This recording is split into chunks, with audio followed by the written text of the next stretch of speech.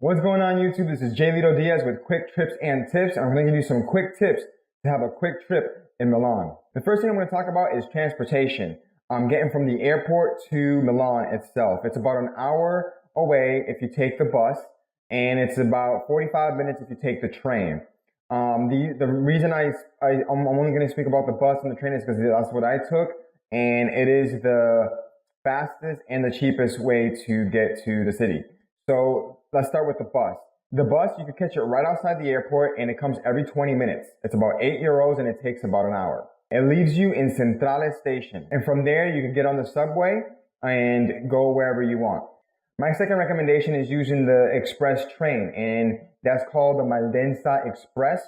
It's €12 and it takes about 45 minutes to an hour to get into the city, but it's a lot more comfortable, and it leaves you in Caldona, which is a more central location to get on the subway. All you gotta do is go downstairs and you're in the subway station. Once you're in the subway station, I recommend getting the 2-day pass. That way you could hop on and hop off as much as you like using their subway system. To get that 2-day subway pass, all you have to do is go to one of the kiosks, and it's touchscreen, you press English, and it's kind of self-explanatory, but definitely get the 2-day pass because it's worth it. So there are plenty of places to stay in Milan, obviously, but where I recommend is the Navili. It's right on the water. It's like a little river that cuts down through the city, and it's lined on both sides with restaurants, pubs, gelato, great little boutiques that sell art, and it comes alive at night. During the day, it's like nice and calm. 7 days a week, no matter the holiday, it is always popping. There's always something going on. I'll put the link to my Airbnb in the description down below if you decide to stay there. So things to do in Milan. Obviously, a must do is the Duomo, right? And getting there from the subway is extremely easy. It literally says Duomo, D-U-O-M-O, and it's a direct line to Duomo Square. In Duomo Square is the church, the famous church that has, more statues than any building in the world. And in that square as well is the Galleria Vittorio Emanuele II, which is the big, giant, old mall. Not too far of a walk from the Duomo Square, so you don't really have to get back on the subway. You can just walk there. Is the castle, the Milan Castle. It's free to get in. You just walk around, take pictures. It's really nice to go see it. And while you're walking there, there's a lot of things to see and take pictures of. Another must-do in Milan is to go see the Last Supper. There's a catch to it, though. You have to book in advance. Make sure that you're not there during a holiday, because it's closed. And there is a long wait to get in there. So just make sure that if you do want to see it, that you book in advance. The painting is located in the Santa Maria della Grazia church, and that's actually, again, you can walk from the castle there. So a lot of the main attractions are in walking distance. Yes, you could take the subway, but if you want to walk around and hit some cafes, hit some restaurants while you're strolling around the city, you could definitely walk there. What I did is, after I saw the church and a couple of other sites, I took the subway to the Brea district, which is a very popular district in Milan, known for their restaurants and shopping.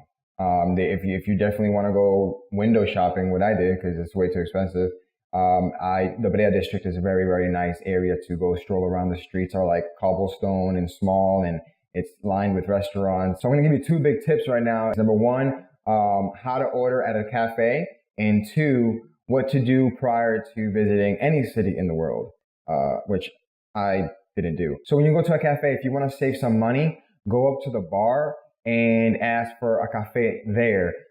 It's cheaper if you get it at the bar and drink it at the bar. If you sit down at the restaurant, it's going to be a little pricier. And if you sit outside, which a lot of these cafes and almost every restaurant in Milan has outdoor seating, it's going to be even more money. And the second one is something that I should have done, but I didn't, and it was a giant mistake, is not checking the holiday seasons in Milan. So like when you travel anywhere, you should definitely check if you're going to be there during a major holiday.